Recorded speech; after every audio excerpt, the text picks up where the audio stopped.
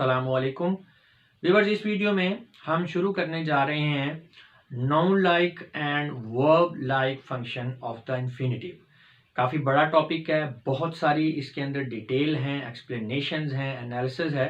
तो इसलिए इस टॉपिक को छोटे छोटे सब टॉपिक्स के अंदर मैंने डिवाइड कर दिया है डिफरेंट वीडियो क्लिप्स की शक्ल में। तो अभी ये इस तरह से हमारा ये पार्ट 1 चल रहा है। वैसे ओवरऑल ये पूरा टॉपिक जो है, ये तमाम वीडियोस को इकट्ठा कंबाइन करके भी हमने एक वीडियो की शक्ल में कंप्लीट इंग्लिश कोर्स वाली जो हमारी प्लेलिस्ट है उसके अंदर भी रख दिया है। वो आप लोग जानते हैं जो पहले से स्टडी कर रहे हैं इस चैनल के ऊपर कि क्या हमारा तरीकाकार है कि हम एक टॉपिक को छोटे छोटे टॉपिक्स में डिवाइड करते हैं ताकि जो हमारे रैंडम लर्नर हैं, जो व्यूवर्स हैं, जिनको पूरा कोर्स नहीं करना या पूरे टॉपिक को नहीं समझना, तो उनकी टाइम सेविंग हो सके, वो अपना एग्जैक्ट जो चीज़ देखना चाह रहे हैं वो उनको मिले। और उसके बाद फिर हम पूरे टॉपिक को इकट्ठा कंबाइन करके जो है उसे भी कंप्लीट इंग्लिश कोर्स वाली प्लेलिस्ट के अंदर रख देते हैं ताकि अगर कोई पूरा टॉपिक समझना चाह रहा है तो उसे इधर उधर सर्च ना करनी पड़े, एक ही जगह पे उसको पूरा टॉपिक जो है वो अवेलेबल हो जाए। तो चलिए जी स्टार्ट करते हैं इस टॉपिक को।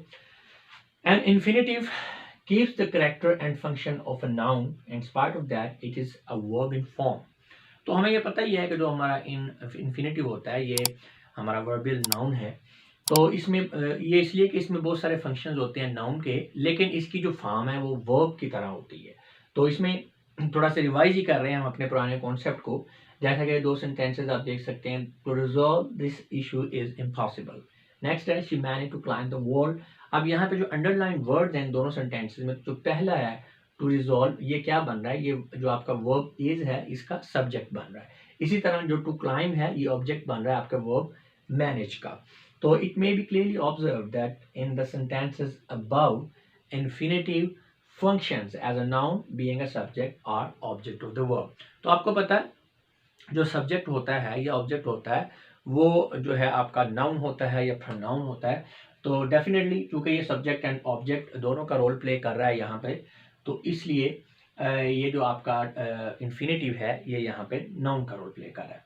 However, an infinitive acts like a verb in several ways, such as infinitive cannot be preceded by an article or a possessive। अच्छा, ये तो इसका नाउन का जो है रोल हो गया ना इन्फिनिटिव का, लेकिन उसमें अब वर्ब वाली कैरेक्टरिस्टिक्स भी हैं। वो क्या है? पहली बात तो ये है कि इससे पहले आर्टिकल नहीं आ सकता, तो ये वर्ब की एक खसूसियत है कि वर्ब से पहले आप आर्टिकल नहीं यूज़ कर सकते। दूसरी बात यह है कि इससे पहले पोजेसिव भी नहीं आता, पोजेसिव फॉर्म भी नहीं है जैसा कि नॉर्मली नाउन्स या प्रोनाउंस की होती है। तो moreover an infinitive can be modified by adverb और adverbial forms exactly similar to any other verb. तो जो आपका एडवर्ब है या एडवर्बियल फॉर्म जो होती हैं ये मॉडिफाई किसको करती हैं? वर्ब को, एडजेक्टिव को, या एक अदर कोई और आपका एडवर्ब हो उसे। तो अब चूंकि जो आपका एडवर्ब है वो किसी नाउन को तो मॉडिफाई नहीं कर सकता, लेकिन ये जो आपका इन्फिनिटिव है ये मॉडिफाई हो जाता है एडवर्ब से या एडवर्बियल फॉर्म से। तो इट मीन्स कि ये वर्ब की कैरेक्टरिस्टिक्स भी रखता है।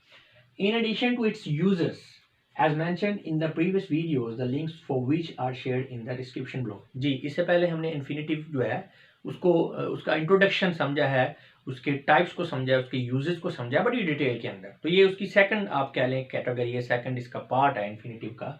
ओवरऑल जो नई हमने सीरीज शुरू की है ये वाली, ये मैंने लिखा भी हुआ यहाँ पे। तो जो हमने यूजेस पीछे पढ़े हैं, अगर तो आपने नहीं पढ़े तो उनके लिंक्स नीचे डिस्क्रिप्शन में दे दिए हैं, आप देख सकते हैं। तो उनके अलावा कुछ स्पेशल फीचर्स होती हैं इन्फिनिटिव के अंदर जो हमने पीछे जो है उनको स्पेसिफिकली मेंशन नहीं किया। तो अभी हम पहले उनको देखेंगे। In addition to its uses an infinitive may have certain special features as followed. जी, कौन कौन सी फीचर्स हैं? सबसे पहले an infinitive may have object of its own. अभी हमने ऊपर यहाँ देखा है कि जो इन्फिनिटिव है ये सेंटेंस के अंदर किसी वर्ब के सब्जेक्ट या ऑब्जेक्ट के तौर पे रोल प्ले करता है, तो लिहाजा ये क्या है? ये नाउन है और इसके अंदर वर्ब की कैरेक्टरिस्टिक्स भी हैं। अब यहाँ पे जो अजाफी फीचर्स इसकी ये आ रही हैं कि जो आपका इन्फिनिटिव है इसका अपना ऑब्जेक्ट भी हो सकता है। कैसे? I like to give you a bunch of flower. अब टू गिव आपका इन्फिनिटिव है और बंच ऑफ फ्लावर जो है बेसिकली टू गिव का जो है ये बन रहा है ऑब्जेक्ट। नेक्स्ट है Ali is trying to learn cooking. To learn क्या है? इन्फिनिटिव, और कुकिंग जो है इसका ऑब्जेक्ट बन रहा है। नेक्स्ट है जी एन इन्फिनिटिव में also have a compliment of its own. जो आपका इन्फिनिटिव है उसका अपना कॉम्प्लीमेंट भी हो सकता है, जैसे कि Arya wants to be a cook. ठीक है। अब टू बी आपका इन्फिनेटिव है और अ कुक जो है ये इसको एक्सप्लेन कर रहा है, ये इसका कॉम्प्लीमेंट है। इसी तरह Zeeshan wants to be an engineer, तो यहाँ पे भी आपका जो टू बी इन्फिनेटिव है, एन इंजीनियर जो है ये इसका कॉम्प्लीमेंट है। नेक्स्ट है एन इन्फिनेटिव में have a subject of its own, तो जो आपका इन्फिनेटिव है उसका अपना सब्जेक्ट भी हो सकता है। यानी ऊपर हमने देखा है कि जो हमारा इन्फिनेटिव है ये किसी वर्ब का सब्जेक्ट या ऑब्जेक्ट इसके तौर पे रोल प्ले कर सकता है, लेकिन इसका अपना सब्जेक्ट भी हो सकता है। जैसा कि it's impossible for me to play the match, अब टू प्ले यहाँ पे सेंटेंस के अंदर क्या है, ये आपका इन्फिनेटिव है और मी जो है ये इसका सब्जेक्ट बन रहा है। तो इसमें अब ये जो हमारा तीसरा स्पेशल फीचर है कि जो इन्फिनेटिव का अपना सब्जेक्ट भी हो सकता है, तो उसमें थोड़ी समझने वाली चीज़ें उनको भी डिस्कस कर लेते हैं। It must be kept in mind that the subject of infinitive is often preceded by for as shown in the above sentence. जो आपका infinitive है उसका जो subject होता है अक्सर ही उससे पहले for होता है। जैसे यहाँ पे ये me इसका subject है, me to play the match, तो me से पहले for आ रहा है। Moreover, also remember that the subject of an infinitive may be expressed or implied in a sentence। हाँ जी, जो आपका सब्जेक्ट होता है इन्फिनेटिव का वो जरूरी नहीं है कि एक्सप्रेस ही हो, इम्प्लाइड भी हो सकता है। यानी वो दिखने में नजर नहीं आ रहा लेकिन वो आपको समझ में आ रहा है कि इसका इन्फिनेटिव है। नॉर्मली जब जनरल सेंस के अंदर बात की जा रही होती है तो जो सब्जेक्ट है वो आपका एक्सप्रेस नहीं हो रहा होता, ठीक है, वो हमने पीछे पढ़ा हुआ है डिटेल में, आप जानते हैं। The procedure of formation of a sentence with an infinitive is given as under. तो अब जो हम इन्फिनेटिव की मदद से एक सेंटेंस बनाते हैं उसका जो प्रोसीजर है इसको जरा हम समझना चाहेंगे। देखिए जी, हमारे पास दो सेंटेंसेस हैं, consider these two sentences, it is impossible, और दूसरा सेंटेंस हमारा I can not play the match. It is impossible ये नामुमकिन है, I can not play the match मैं मैच नहीं खेल सकता। अब ये दो सेंटेंसेस हैं A and B. First of all, always remember when a sentence is converted into an infinitive phrase, यानी जब आप किसी सेंटेंस को किसी इन्फिनेटिव फ्रेज में कन्वर्ट कर रहे हैं, यानी कि ऐसा फ्रेज जिसके अंदर इन्फिनेटिव भी हो उसको इन्फिनेटिव फ्रेज कहेंगे। The auxiliaries present in it must be dropped. हाँ जी, जो भी सेंटेंस है जिसको आप इन्फिनेटिव फ्रेज के अंदर कन्वर्ट करें उसके अंदर जो हेल्पिंग वर्ब है, ऑक्सिलरीज जो हैं उनको आपने रिमूव कर देना, उनको खत्म कर देना। जैसा कि अभी आपके पास यहाँ पे प्ले है वर्ब, तो प्ले के साथ जो ऑक्सिलरीज हो सकती हैं, auxiliary or helping verb is used before play. मिसाल के तौर पर बता रहे हैं, जैसे अब प्ले है I shall play the match, या I shall not play the match, या I can not play the match. तो ये कैन नॉट शैल ये सारी क्या है, ये ऑक्सिलरीज हैं। तो जब आपने ये जो आपका वर्ब प्ले है इसको इन्फिनेटिव में कन्वर्ट करके इस सेंटेंस को आपने इन्फिनेटिव फ्रेज में कन्वर्ट करना है, तो आपने इसके साथ ऑक्सिलरीज को रिमूव करना है, यानी कैन नॉट जो है निकल जाएगा। तो ये जो आपका सेंटेंस है I can not play the match, तो ये अब आपका इन्फिनेटिव फ्रेज में किस तरह से कन्वर्ट हो जाएगा, for me to play the match. अच्छा, ये टू प्ले द मैच तो आपको क्लियर हो गया ना कि प्ले से पहले हमने टू लगा दिया तो टू प्ले दी मैच बन गया, यानी प्ले दी मैच से टू प्ले दी मैच बन गया। कैन नॉट जो है हमने डिस्कस कर लिया कि हमने इसको रिमूव कर देना, ऑक्सिलरी खत्म कर देनी। अब मसला जो आपको प्रॉब्लम यहाँ पे आ सकता है समझने, वो ये है कि फॉर मी, ये फॉर मी कहाँ से आ गया और आई कहाँ चला गया। फिर समझे रूल क्या है जी, हमने जब इस सेंटेंस को इन्फिनेटिव फ्रेज में कन्वर्ट करना है तो हमने ऑक्सिलरीज को रिमूव कर देना है, कैन नॉट निकल गया। अब आई प्ले द मैच रह गया, प्ले से पहले टू लगा दिया, टू प्ले दी मैच, लेकिन ये इतना समझे आप टू प्ले दी मैच बन गया। अब आई की जगह फॉर मी आ गया, ये कैसे आया इसको भी हम समझ लेते हैं।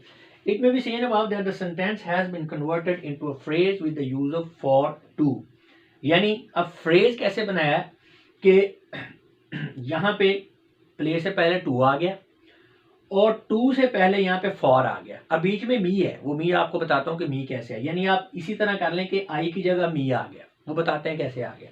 यानी ये जो आपका सेंटेंस है इसको आपने इन्फिनेटिव फ्रेज कैसे बनाया कि प्ले से पहले टू आ गया और आई से पहले क्या आ गया, फॉर, कैन नॉट निकल गया, तो for I to play the match की जगह हमने क्या कर दिया, for me to play the match कर लिया। फिर समझे इसको कि कैन नॉट तो निकल गया ना, इसको तो आप खत्म करें कहानी। प्ले से पहले टू और आई से पहले क्या आ गया, for I to play the match, लेकिन आई को हमने मी में कैसे कन्वर्ट किया है ये जरा सीख लेते हैं जी। Moreover, because I is governed by the preposition for, it has become me as it's a rule when a pronoun is governed by a preposition, it is always presented in the accusative or objective form. तो very simple, अब for I to play the match है और आपको पता है कि अब for आई आ गया तो आई को गवर्न क्या चीज़ कर रही है, प्रीपोजिशन फॉर।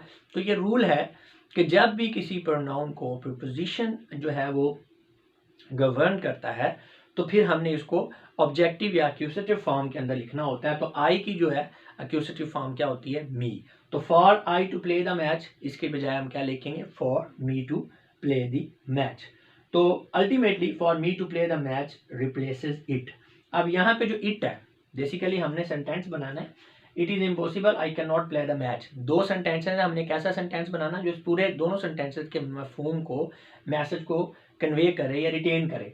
तो अब ये जो हमने बनाया है I can not play the match, ये जो हमारा सेंटेंस है इसको हमने इन्फिनिटिव फ्रेज में कन्वर्ट कर दिया, for me to play the match. अब for me to play the match ये किससे रिप्लेस करेगा, इट को। इट की जगह पे क्या आ जाएगा, for me to play the match is impossible. तो ultimately for me to play the match replaces it and the sentence finally takes the form as for me to play the match is impossible। तो ये यहाँ पे आप जो है आपको पता लग रहा है कि ये सेंटेंस आपका कंप्लीट है और ये आपका जो है वो मैसेज भी जो है वो पूरे को पूरा कंप्लीट कन्वे हो रहा है जो दोनों सेंटेंसेस से और था। अब यहाँ पे इसमें एक और चीज़ है, however if we want to retain the anticipated it in the sentence the phrase for me to play the match is place at the end. हाँ जी, अगर आप चाह रहे हैं कि आपने इट को भी इसमें यूज़ करना है, जैसे यहाँ पे इट इज़ इम्पॉसिबल है, इस तरह की फॉर्म बनानी है, इट को आप पहले लाना चाह रहे हैं, तो फिर आपने क्या करना है, for me to play the match जो है जी इसको आपने आखिर में ले जाना है। तो आपका बेहतरीन खूबसूरत ज़बरदस्त किस्म का सेंटेंस बन जाएगा जी। जैसे इट इज़ इम्पॉसिबल, यानी हमने अब क्या किया, for me to play the match, ठीक है। तो यहाँ पे आप क्या करेंगे, for me to play the match is impossible, यानी इट को हमने रिप्लेस कर दिया था इन्फिनिटिव फ्रेज के साथ, लेकिन हम कहते हैं कि यार आपने इस स्ट्रक्चर को रिटेन करना है। तो फिर आप क्या करेंगे, it is impossible for me to play the match, it is impossible for me to play the match. तो मेरा ख्याल है अब आपको समझ आ गई होगी कि किस तरह से हम इन्फिनिटिव को यूज़ करते हुए जो है अपने दो सेंटेंसेस को मिला के एक सेंटेंस बनाते हैं। इससे मैसेज में क्लैरिटी भी ज़्यादा आती है, एक कंसाइजनेस भी आती है, खूबसूरती भी आती है, मैच्योरिटी भी आती है। तो ये चीज़ें जो हैं, अच्छा एक और बात है, जो लोग इंग्लिश को यूज़ कर रहे हैं, यानी जिनको इंग्लिश आती है लेकिन ग्रामर का इतना नहीं पता, उनके लिए ये चीज़ें इतनी मुश्किल नहीं है। नॉर्मली हम ये सेंटेंसेस लिखते रहते हैं, इस तरह के यूज़ करते रहते हैं, लेकिन उसकी हमें ये वाली चीज़ें जो है ना, ये उनकी मैकेनिक्स का हमें नहीं पता होता है कि ये बनते कैसे और क्या है। तो इससे बेसिकली जब ये चीज़ें समझ में आ जाती हैं तो और ज़्यादा जो है क्लैरिटी आपकी जो सोच में आ जाती है, कंक्रीट थिंकिंग आपकी जो है वो डेवलप हो जाती है।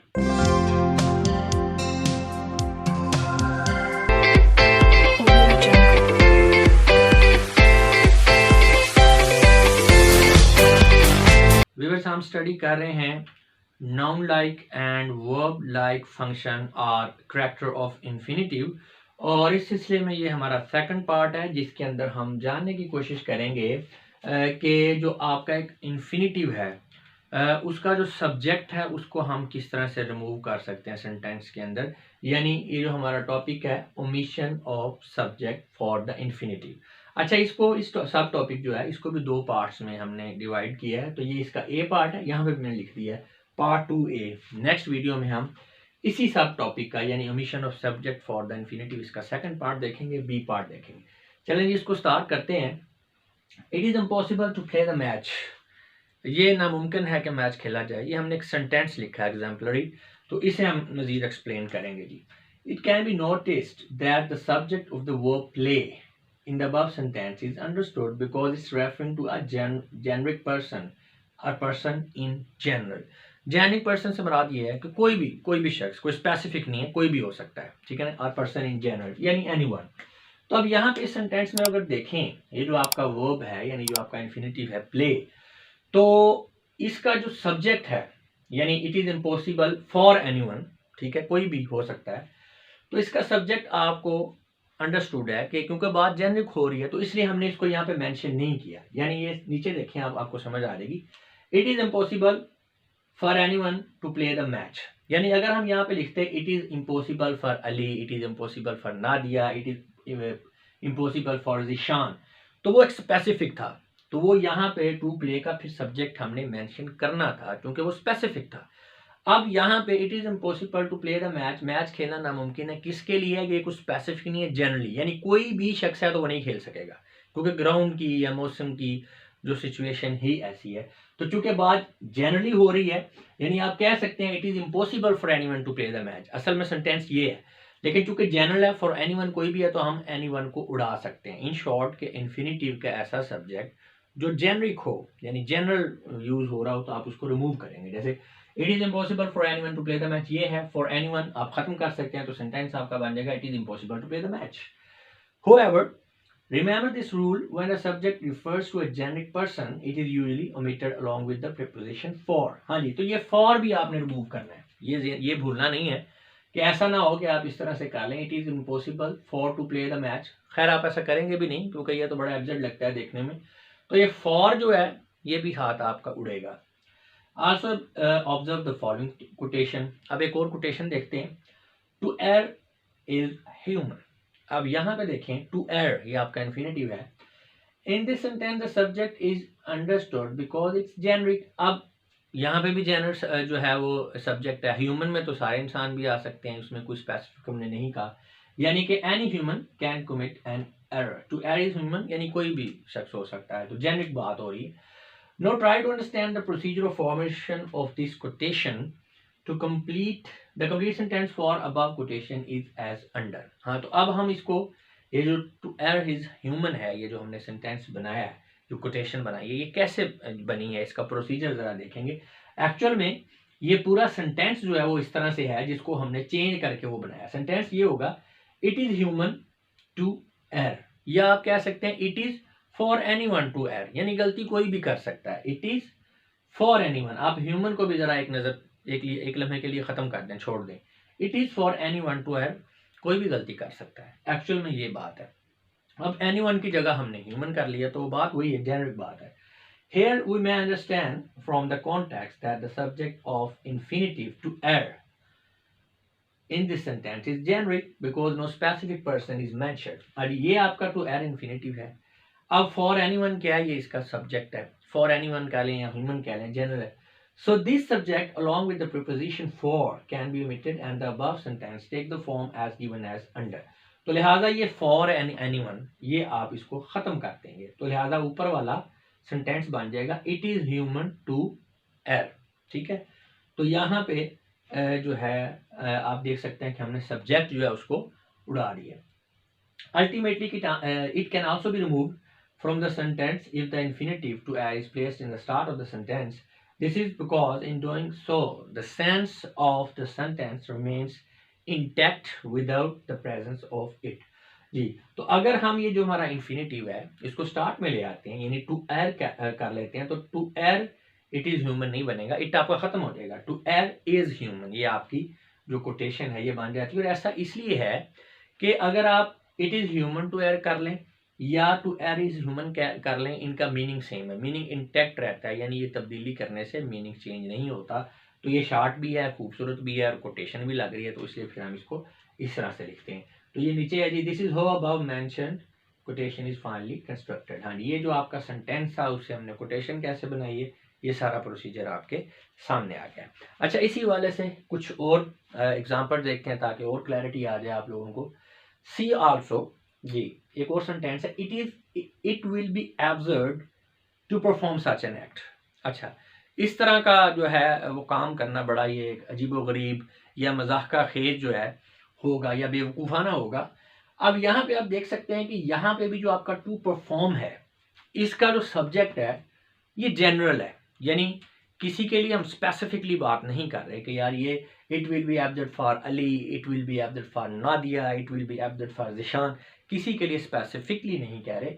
यहाँ पे जनरल बात होगी, यानी it will be absurd for us, for you, for him या हर, फॉर एनीवन। ठीक है, फॉर एनीवन एक्चुअली। तो always remember that the subject of the main verb is identical with that of the infinitive. It is necessarily omitted along with for. जी अच्छा, ये अब दूसरी situation है, यानी एक तो मैंने जनरल वाली बात की ना कि अगर सब्जेक्ट जनरल है आपके इन्फिनिटिव का तो आप उसको खत्म कर सकते हैं। दूसरी बात है, आपका एक सेंटेंस है उसमें एक आपका इन्फिनिटिव है और एक आपका मेन वर्ब है। अगर आपका इन्फिनिटिव का सब्जेक्ट और मेन वर्ब का सब्जेक्ट जो है एक्चुअली काम करने वाला वो सेम ही है, तो आप इन्फिनेटिव के साथ सब्जेक्ट जो है उसको फिर उड़ा सकते हैं, ओमिट कर सकते हैं विद फॉर, प्रपोजिशन भी साथ आपने खत्म करें। अब इस सेंटेंस में जरा गौर देखें कि यहाँ पे it will be absurd for us to perform such an action. तो एक्शन जो है एब्सर्ड किसके लिए होगा? फॉर अस के लिए, यानी कोई भी शख्स है, यू है, एनीवन है, उसी के लिए एब्सर्ड होगा और उसी ने एक्शन परफॉर्म करना है। यानी ये जो आपका एब्सर्ड है और ये जो है सॉरी इट विल बी, ये आपका जो वर्ब बन रहा है मेन वर्ब, और यहाँ पे टू परफॉर्म है, उसका बेसिकली जो है वो दोनों का सब्जेक्ट यही बन रहा है, फॉर अस है या फॉर यू है। तो इसलिए जब आपका इन्फिनेटिव और मेन वर्ब इनका सब्जेक्ट सेम है तो आप जो है जो इन्फिनेटिव का सब्जेक्ट होता है विद द प्रीपोजिशन फॉर, इसको ओमिट कर सकते हैं, रिमूव कर सकते हैं, सादा लफ्जों में कहें तो उड़ा सकते हैं। तो यहाँ पे पीछे वाला ये रूल था एक, और ये अब दूसरा रूल आ गया, सेकंड रूल ये। तो as same is the case in the above sentence, it finally takes the form as given as under. To perform such an act will be absurd. हाँ जी, अब बेसिकली यहाँ पे हमें इट की भी जरूरत नहीं है जैसे हमने पीछे किया है, क्योंकि बात तो वही है, ठीक है। तो लिहाजा to perform such an act will be absurd, it भी गया और सब्जेक्ट भी गया। अच्छा, और देखेंगे, अभी थोड़ा सा हो सकता है आपको कंफ्यूजन हो, ये आप एग्जांपल देखेंगे तो बिल्कुल आपको क्लियर हो जाएगा। See another example, he wanted for him to play the match. अब यहाँ पे फॉर हिम है ठीक है। अब यहाँ पे वो जनरल वाली बात नहीं हुई, पहला तो वो था ना कि आपका सब्जेक्ट अगर जनरल है तो बात ही खत्म, उसको खत्म कर दें। यहाँ पे अब जनरल नहीं है, स्पेसिफिक है, किसी एक स्पेसिफिक बंदे की बात हो रही है। He wanted for him to play the match. अच्छा, अब यहाँ पे गौर करने वाली ये बात ये है कि दो आप बेसिकली वर्ब हो गए ना, एक आपका इन्फिनेटिव है, एक आपका ये क्या है, वांट। तो अब इन दोनों के सब्जेक्ट पे जरा गौर करें। वांट का सब्जेक्ट कौन है? ही। टू प्ले का सब्जेक्ट कौन है? कोई दूसरा बंदा तो नहीं, वो भी ही है ना। ही वांटेड फॉर हिम, उसने अपने लिए चाहा, किसी और के लिए नहीं चाहा, इसलिए वांट का सब्जेक्ट भी ही है और आपका ये टू प्ले है इसका सब्जेक्ट भी ये है। तो ये दूसरा रूल के मुताबिक पूरा उतर रहा है कि अगर आपका इन्फिनेटिव और मेन वर्ब का सब्जेक्ट सेम है तो आप जनाब उड़ा सकते हैं इन्फिनेटिव को, सब्जेक्ट को with for. Here the subject of the play is identical with the subject of wanted, so for him is omitted and sentence takes the form as followed. He wanted to play the match.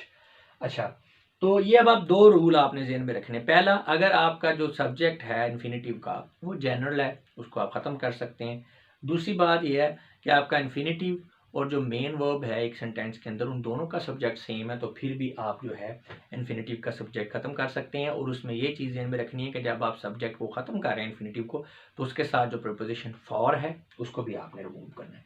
अच्छा जी, उसमें एक चीज़ है, but always remember that if the subject of infinitive is not identical with the subject of main verb, the subject of the infinitive cannot be omitted.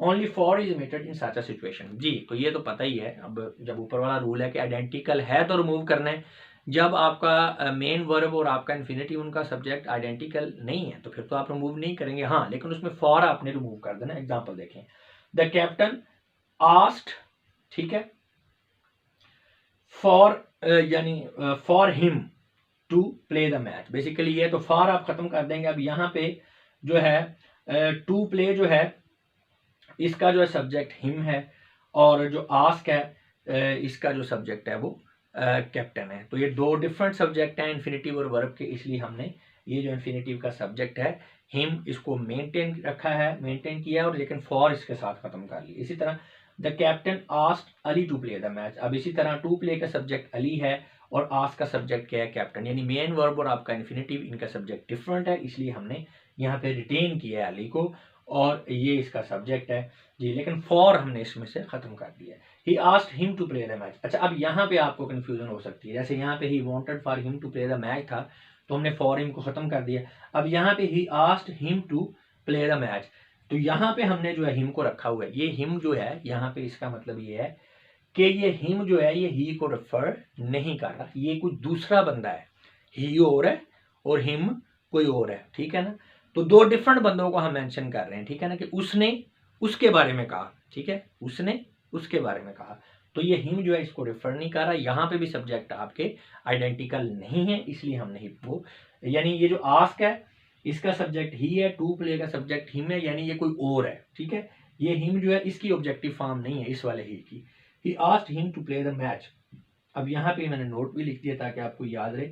In the last sentence ये वाले him refers to a person other than one referred by he, यानी जिस person को ही refer कर रहा है, him जो है उसको नहीं, किसी और पर्सन को रिफर कर रहा है। अच्छा, अभी भी अगर आपको थोड़ा बहुत इसमें कंफ्यूजन हो रही है इस चीज़ को समझने की कि जो हमने ओमिशन ऑफ सब्जेक्ट जो है इसको करना है, ओमिट करना है इन्फिनेटिव के लिए, तो आप परेशान नहीं होना।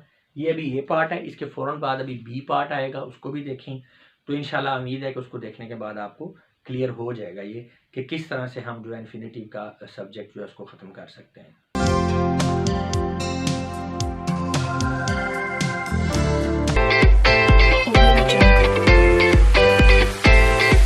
व्यूअर्स, हम स्टडी कर रहे हैं noun like and verb like function or character of infinitive, और इस सिलसिले में ये हमारा सेकंड पार्ट है। सेकंड पार्ट में आगे फिर मजीद हमारा पार्ट बी है। एक्चुअली हम स्टडी कर रहे हैं यहाँ पे omission of subject for the infinitive. तो इससे पहले हमने इसका ए पार्ट देखा है और अब इसका हम बी पार्ट देख रहे हैं जी। तो इसमें हमने समझना है सबसे पहले एक्यूसेटिव विद इन्फिनेटिव क्या होता है जी। A construction where the object of the main verb is identical with the subject of the infinitive or called as accusative with infinitive, यानी एक ऐसी कंस्ट्रक्शन सेंटेंस की जिसमें आपका जो मेन वर्ब है उसका ऑब्जेक्ट और जो आपका इन्फिनेटिव है उस कंस्ट्रक्शन के अंदर यूज हुआ उसका सब्जेक्ट वो सेम ही है, यानी सेम ही शख्स को या सेम ही चीज़ को ये रेफर करें। तो इस तरह की कंस्ट्रक्शन को हम एक्यूसेटिव विद इन्फिनेटिव कहते हैं। जैसा कि ये सेंटेंस देखें, the captain asked Ali to play the match. तो इसमें आप बेसिकली मीनिंग ये है बन रहा, the captain asked Ali. Asked Ali means the captain asked for Ali, ठीक है, टू प्ले द मैच।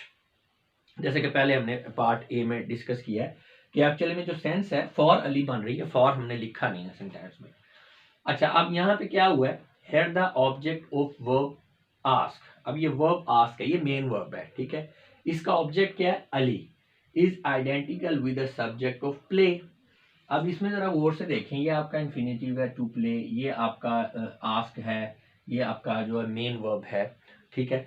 अब द कैप्टन आस्क्ड अली, ठीक है, तो यहाँ पे जो आपका मेन वर्ब आस्क है इसका ऑब्जेक्ट क्या बन रहा है, अली बन रहा है। और अगर हम इस इन्फिनेटिव को देखें टू प्ले, तो खेलने की बात चूंकि अली के बारे में हो रही है तो लिहाजा यहाँ पे अली जो है ये टू प्ले का सब्जेक्ट भी है। तो इट मीन्स अली जो है ये आपके मेन वर्ब का ऑब्जेक्ट भी है और आपके इन्फिनेटिव का भी सब्जेक्ट भी है। So for Ali may be omitted if the sense is completed by the context। तो लिहाजा आप जो है ये for Ali, basically the captain asked for Ali to play the match, तो यहाँ पे आप फॉर अली जो है इसको ओमिट कर सकते हैं, रिमूव कर सकते हैं, ठीक है। अगर आपका जो मीनिंग है, जो मैसेज है वो कॉन्टेक्स्ट से पता चल रहा हो, यानी कोई बातचीत चल रही है, पहले आपके सामने कोई मामला चल रहा है। अब यहाँ पे बेसिकली अगर हम अली को ओमिट करते हैं ना तो सेंटेंस ये बन जाता है, the captain asked Ali to play the match. तो यहाँ पे हम ये अली को ख़त्म कर दिया था, captain asked to play the match.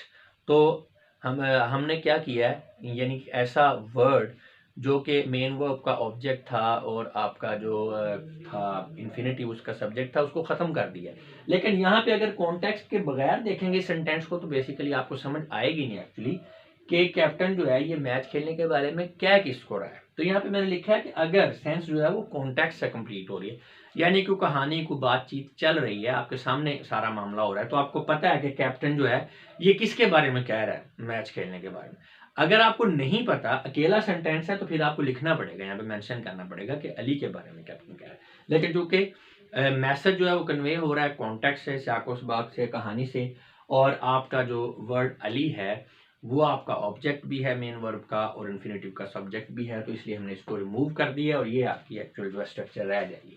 अच्छा, वो था एक्यूसेटिव विद इन्फिनेटिव। अब हम देख लेते हैं nominative with infinitive. A sentence where the subject of the main clause and infinitive construction are related so closely that the infinitive construction explains the subject of main clause. Such a construction is called as nominative with infinitive. देखें जी, जब कोई भी sentence होता है ना जिसके अंदर infinitive use हुआ है, मोस्ट ऑफ द टाइम उसके दो हिस्से होते हैं, एक मेन वर्ब वाला हिस्सा होता है, ठीक है, जिसे आप मेन क्लॉज कह सकते हो, एक आपका इन्फिनिटिव जो है जिसके अंदर यूज हुआ है सेंटेंस के हिस्से में, जिसे आप इन्फिनिटिव क्लॉज भी कह सकते हैं। अब एक ऐसी सिचुएशन जिसमें आपका जो मेन क्लॉज का सब्जेक्ट है और जो आपकी इन्फिनिटिव कंस्ट्रक्शन है वो इतना क्लोजली रिलेटेड है, इतना उनका आपस में लिंक है कि जो आपकी इन्फिनिटिव कंस्ट्रक्शन है वो उस सेंटेंस का जो मेन क्लास का सब्जेक्ट है उसको एक्सप्लेन कर रही है, ठीक है ना, उसके बारे में जो है वो सारी सिचुएशन को एक्सप्लेन कर रही है। तो फिर इस तरह की कंस्ट्रक्शन को हम कहते हैं नॉमिनेटिव विद इन्फिनिटिव। अभी एग्जांपल देखेंगे तो आपको क्लियर हो जाएगा, जैसे कि the boys were seen to play the match, लड़कों को मैच खेलते हुए देखा गया। अब जरा गौर करें, द बॉयज वर सीन ये आपका मेन क्लॉज है, टू प्ले द मैच ये आपका जो है दूसरा हिस्सा हो गया इन्फिनिटिव वाला। अब इसमें जरा गौर करें, द बॉयज वर सीन, अब बॉयज क्या है, सब्जेक्ट।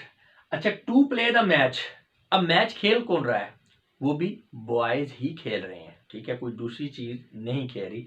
तो basically to play the match जो है ये आपका जो है इन्फिनिटिव कंस्ट्रक्शन, यह क्या कर रही है, ये बॉयज को सब्जेक्ट को एक्सप्लेन कर रही है कि लड़के क्या कर रहे हैं, वो मैच खेल रहे हैं। तो वही बात हमने की है कि जब आपका इन्फिनिटिव जो क्लॉज है या इन्फिनिटिव कंस्ट्रक्शन जो है वो आपके मेन क्लास के सब्जेक्ट को जो है वो एक्सप्लेन कर रही है, ठीक है, तो फिर इस तरह की कंस्ट्रक्शन को हम क्या कहते हैं, हम इसे कहते हैं नॉमिनेटिव विद इन्फिनिटिव। तो गौर करें आप कि यहाँ पे to play the match basically ये मेन क्लास का जो सब्जेक्ट है उसी को एक्सप्लेन कर रहा है कि जो लड़के हैं वो मैच खेल रहे हैं। तो अगर इन शॉर्ट हम इस बात को समअप करें, व्हाट वाज सीन क्या देखा गया, was not mainly the boys, सिर्फ लड़कों को देखने की बात नहीं हो रही, द बॉयज वर सीन सिर्फ बात यहीं पे खत्म नहीं हुई कि सिर्फ लड़कों को देखा गया, but the entire situation of the boys, यानी लड़कों की पूरी सिचुएशन जो है वो आपके समझ में आ रही है कि वो boys are playing the match, वो मैच खेल रहे हैं। अब ये जो पूरी सिचुएशन आपको समझ आई है लड़कों की जिनको आपने देखा है, उनकी पूरी एंटायर सिचुएशन को वो मैच खेल रहे हैं, वो कहाँ से पता चला आपको, इन्फिनिटिव कंस्ट्रक्शन से पता चला। एक और आप सेंटेंस देखें, you are expert to play cricket. अब यहाँ पे यू आर एक्सपर्ट एक हिस्सा है, टू प्ले क्रिकेट एक हिस्सा है। अब यू आर एक्सपर्ट, बात हो रही है यू की। अच्छा, यू की एक तो हालत एक्सप्लेन हो रही है ना कि वो माहिर है, ठीक है, अब बात यहाँ पे खत्म नहीं हुई, अब आगे कहानी मजीद चलती है कि माहिर है, किस चीज में माहिर है, टू प्ले क्रिकेट। तो बेसिकली टू प्ले क्रिकेट ये यू को एक्सप्लेन कर रहा है, ठीक है, ये जो मेन आपका क्लॉज है उसका जो सब्जेक्ट यू है उसके बारे में ही एडिशनल इंफॉर्मेशन दे रहा है कि वो एक्सपर्ट तो है, यू एक्सपर्ट तो है, लेकिन किस चीज में, क्रिकेट खेलने में। अगर ये अगर इन्फिनिटिव नहीं होगा तो आपको ये समझ नहीं आएगी कि एक्सपर्ट वो किस चीज में है। तो what expert is not just you, यानी कौन एक्सपर्ट है, सिर्फ यही नहीं कि आप एक्सपर्ट हैं, but the fact of you're doing that, बल्कि आपकी पूरी हकीकत बयान की जा रही है कि आप किस चीज में एक्सपर्ट हैं। It may B observe in the above sentences, अब तकरीबन ये जो है ये वाला सेंटेंस भी और ये वाला एक्सपर्ट वाला भी, it may B observe in the above sentences that the infinitive construction is explaining the entire situation of the subject of main clause. तो मैंने बड़े अच्छे से आपको समझा दिया कि किस तरह से जो आपका इन्फिनिटिव कंस्ट्रक्शन है वो मेन क्लास के सब्जेक्ट को एक्सप्लेन कर रही है। अब जब आपका बात करते हैं ना कि हम जब कि आपकी इन्फिनिटिव कंस्ट्रक्शन जो है ये मेन क्लास के सब्जेक्ट को एक्सप्लेन कर रही है, तो इसका मतलब है दे आर क्लोजली रिलेटेड। यहाँ पे डेफिनेशन में जो मैंने बात की थी, they are closely related, closely related का मतलब यही है कि जो आपका इन्फिनिटिव कंस्ट्रक्शन है वो आपकी मेन क्लास के सब्जेक्ट को एक्सप्लेन कर रही है। तो लिहाजा इन दोनों स्ट्रक्चर्स को हम कहेंगे जो सेंटेंसेस के अंदर एक्सप्रेस हो रही, hence they are regarded as nominative with infinitive.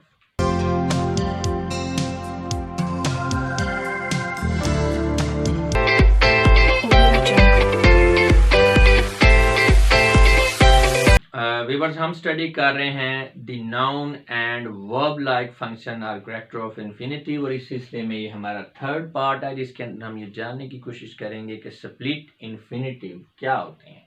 तो सबसे पहले इसकी definition, an infinitive construction where an adverb is present और placed between the to and infinitive is called as split infinitive. आपको पता है कि जो टू इन्फिनिटिव होता है, टू के फौरन बाद ही जो वर्ब की बेसिक फॉर्म आ जाती है, तो उसके बीच में अगर कोई आप एडवर्ब ऐड कर दें तो फिर इस तरह के इन्फिनिटिव को हम क्या कहेंगे, स्प्लिट इन्फिनिटिव। स्प्लिट का मतलब ये होता है कि जुदा हुआ हुआ, अलहदा हुआ हुआ, ठीक है, तोड़ा हुआ। तो डेफिनेटली जब एडवर्ब बीच में आ गया तो वो टू को उसकी जो बेसिक फॉर्म है वर्ब की उसको उससे स्प्लिट कर देगा, सेपरेट कर देगा, तो इसीलिए हम इसे स्प्लिट इन्फिनेटिव कहते हैं। This is cause an adverb between to and infinitive splits the infinitive construction. जी वही बात जो मैंने अभी आपको बताई है। अच्छा जी, this construction split infinitive is condemned by most of the grammarians because according to the rules of grammar an adverb cannot be placed between to an infinitive। Mostly जो आपके ग्रामेरियंस हैं, जो लैंग्वेज के एक्सपर्ट हैं, वो split infinitive को अच्छा नहीं समझते, बल्कि वो कहते हैं कि ये गलत है, क्योंकि ये ग्रामर के रूल्स के अगेंस्ट है। क्योंकि ग्रामर जो है उसके रूल्स के मुताबिक जो है आप टू और जो बेसिक फॉर्म है वर्ब की इन्फिनेटिव के अंदर उसके बीच में आप एडवर्ब को ऐड नहीं कर सकते। लेकिन however this construction is widely used in English language, लेकिन इंग्लिश लैंग्वेज में ये कंस्ट्रक्शन हम ऑफनली नॉर्मली यूज करते हैं। Because sometimes the infinitive has to be split in order to make the meaning precise or to add emphasis। क्योंकि अक्सर औक़ात ही हमें इन्फिनेटिव का जो टू और जो बेस फॉर्म होती है उसके अंदर एडवर्ब डालना पड़ता है। किस लिए? बाज़ औक़ात जो है वो मैसेज पूरा कन्वे नहीं हो रहा होता, तो पूरा मीनिंग को प्रिसाइज करने के लिए हमें डालना पड़ता है, और बाज़ औक़ात हम एम्फसाइज करना चाह रहे हैं, उसके ऊपर जोर देना चाह रहे हैं, तो उसके लिए भी हमें जो है एडवर्ब ऐड करना पड़ता है। अभी एग्जांपल्स देखेंगे तो आपको क्लियर हो जाएगा, जैसा कि nobody dares to completely achieve this target. Basically अब यहाँ पे ज़रा समझें, हमारा जो इन्फिनेटिव है वो है टू अचीव, तो उसके अंदर ये कंप्लीटली हमने एडवर्ब डाल दिया है, ठीक है ना, कि अचीव तो करना है लेकिन कंप्लीटली अचीव करना है, उसको एम्फेसिस करने के लिए, उसके ऊपर जोर देने के लिए हमने जो है इसके अंदर एडवर्ब यूज कर लिया है। ये सेंटेंस वैसे इस तरह से भी हो सकता था, nobody dares to achieve this target completely, लेकिन इसके अंदर फिर वो एम्फेसिस नहीं बनना था। अब यहाँ पे कंप्लीटली अचीव, ठीक है ना, आप जोर दे रहे हैं। इसी तरह they try to further enhance the development. अब टू और एनहेंस जो है इसके अंदर हमने जो फर्दर है ये यूज किया एडवर्ब। अब इसके अगर दूसरी तरह से हम बनाते हैं, जैसे कि they try to enhance the development further, तो ये बल्कि मीनिंग ही खराब हो जाता है, वो क्लैरिटी नहीं आती। यहाँ पे अब आप देख सकते हैं कि सेंटेंस के अंदर एक एम्फेसिस, एक लुक आपको नजर आ रही है। नेक्स्ट है we wish to have close the passage. अब टू क्लोज के बीच में हाफ आ गया। His only duty was to go there and honestly manage the affairs. अब यहाँ पे गो जो है देयर एंड ऑनेस्टली, ये मैनेज के बीच में आ गया, यानी टू, ये टू है ये गो के साथ भी लग रहा है और यही टू आपका मैनेज के साथ भी लग रहा है, और ऑनेस्टली बीच में क्या आ गया, ये आपका एडवर्ब आ गया। It may B observe in the above sentences and adverb is placed between to and infinitive, यानी जब आप एडवर्ब प्लेस करते हैं इन्फिनेटिव का जो बेस फॉर्म है टू, तो ये स्प्लिट कर देता है इन्फिनेटिव तो, which is necessary to make the precise meaning and to add emphasis, यानी प्रिसाइज मीनिंग करने के लिए और एम्फेसिस ऐड करने के लिए हमारे लिए जरूरी हो जाता है।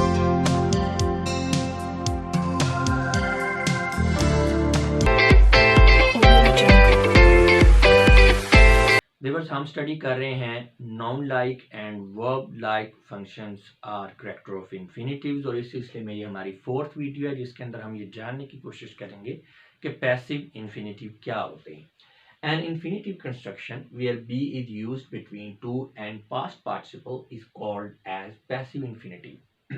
ऐसा इन्फिनेटिव जिसके अंदर पास्ट पार्टिसिपल और उसका जो टू है, यानी एक ऐसा इन्फिनेटिव है जिसमें टू और पास्ट पार्टिसिपल को मिलाकर हम इन्फिनेटिव बना रहे हैं, तो इन दोनों के बीच में अगर आप वर्ब बी यूज कर लेंगे तो इस तरह के इन्फिनेटिव को हम कहते हैं passive infinitive.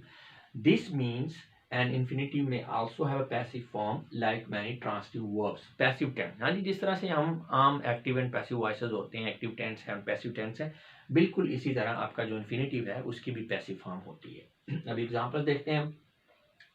The next game to be played was cricket. जो अगली गेम है जिसे खेला जाना था वो क्रिकेट थी। ये बात आप जहन में रखें। पैसिव कंस्ट्रक्शन हम तब यूज करते हैं जब हमें सब्जेक्ट का नहीं पता होता, ठीक है ना, सब्जेक्ट कौन है। अब गेम खेलनी किसने थी ये कोई नहीं पता, तो इसलिए जनरल सेंस में बात हो रही है, तो इसलिए जो सेंटेंस है ये हम पैसिव कंस्ट्रक्शन में लिख रहे हैं, और चूंकि इसमें इन्फिनेटिव भी है तो इन्फिनेटिव हमारा फिर पैसिव जो है कंस्ट्रक्शन में जा रहा है। कि अगला मैच जो है वो जो अगला मैच जो खेला जाना था वो क्रिकेट था, तो यहाँ पे टू बी प्लेड। अब टू प्लेड है तो उसके बीच में बी आ गया, तो ये आपका पैसिव इन्फिनेटिव है। नेक्स्ट देखें, this mayor nothing to be implemented. अब यहाँ पे भी टू इम्प्लीमेंटेड है, तो उसके बीच में बी आ गया, तो ये भी आपका पैसिव इन्फिनेटिव है। It must be kept in mind that the main verb may also be in the passive form in addition to the passive infinitive. हाँ जी, ये भी यहाँ पे ये जो दो सेंटेंस आपने देखे हैं, इसमें आपका जो मेन वर्ब है तो वो ज़रूरी नहीं है कि इसमें उसे क्या कहते हैं कि वो आपका पैसिव फॉर्म में है, लेकिन ये हो सकता है, ठीक है। एक्टिव के अलावा आपका मेन वर्ब भी पैसिव में हो सकता है, यानी ज़रूरी नहीं है कि अगर आपका इन्फिनेटिव पैसिव में है तो मेन वर्ब जो है वो एक्टिव में होगा, वो भी पैसिव में हो सकता है। जैसा कि ये सेंटेंस देखें, some materials were brought in to be used. अब टू यूज जो है उसके बीच में, टू यूज के बीच में बी आ गया, ये तो हो गया आपका इन्फिनेटिव। अब वर ब्रॉट, ठीक है, वर ब्रॉट, तो ये मेन वर्ब है, ये भी आपका पैसिव में है। अच्छा जी, नेक्स्ट है some infinitives denote passive meaning in spite of having active form, यानी कि वो active in form and passive in meaning. ये बड़ा इंटरेस्टिंग है। कुछ आपके इन्फिनेटिव्स ऐसे हैं दिखने में वो एक्टिव ही लगते हैं, यानी उनकी फॉर्म जो है वो एक्टिव होती है, लेकिन उनकी सेंस जो है वो पैसिव होती है, ठीक है। वो सेंस के लिहाज से, मीनिंग के लिहाज से पैसिव होते हैं। जैसा कि here is a shop to let. अब टू लेट जो है ये एक्टिव फॉर्म है, लेकिन ये मीनिंग क्या दे रहा है, to be let. Here is a shop to be let की जगह हमने टू लेट किया हुआ है। This is the accurate measure to be adopted, ठीक है। तो टू बी अडॉप्टेड की जगह this is not the accurate measure to adopt किया हुआ है। तो यहाँ पे टू अडॉप्ट जो है इसकी फॉर्म आप देख रहे हैं एक्टिव है, लेकिन एक्चुअली सेंस जो है ये टू बी अडॉप्टेड की दे रहा है। इसी तरह there was nothing to speak active form है, लेकिन गौर से आप देखें तो ये सेंटेंस बेसिकली मीनिंग ये मान रहा है there was nothing to be spoken. Next है दे आर टू ब्लेम। अब यहाँ पे टू ब्लेम एक्टिव है, लेकिन बेसिकली यहाँ पे मीनिंग क्या आ रहा है, to be blame. They are to be blamed की जगह टू ब्लेम आ गया। तो आप देख सकते हैं it may be observed that in all the sentences above the infinitives are active in form but passive in meaning। इस टॉपिक के बाद, इस वीडियो के बाद हमारा ये जो मेन टॉपिक है noun like and verb like character of function, ये कंप्लीट हो चुका है। 4 इसके पार्ट्स हैं और आई थिंक 5 वीडियोस हैं। तो ये हमारा टॉपिक कंप्लीट हो गया यहाँ पे। इस टॉपिक की हद तक, यानी इन्फिनेटिव का ये वाला जो पार्ट है ये हमारा कंप्लीट हो गया है। और इसको पूरे के पूरे टॉपिक को, इन 5 वीडियो को एक ही वीडियो की शक्ल में आपको ये अवेलेबल हो जाएगा कंप्लीट इंग्लिश कोर्स वाली प्लेलिस्ट के अंदर भी। तो इस टॉपिक, इन वीडियोस के बाद जो है मैं उम्मीद करता हूँ कि आपको ये जो noun like and verb like character जो है या फंक्शन ऑफ इन्फिनेटिव ये वाला टॉपिक है, इसका कॉन्सेप्ट अच्छी तरह से क्लियर हो चुका होगा। इसके बाद नेक्स्ट हम जो है मूव करेंगे एडवर्बियल फंक्शन जो है, एडवर्बियल फंक्शन या कैरेक्टर ऑफ इन्फिनेटिव की तरफ। अब मैं आप लोगों से इजाज़त चाहूँगा। अपना बहुत सा ख्याल रखिएगा। आपकी इस बातों का बहुत बहुत शुक्रिया। खुदा हाफिज़।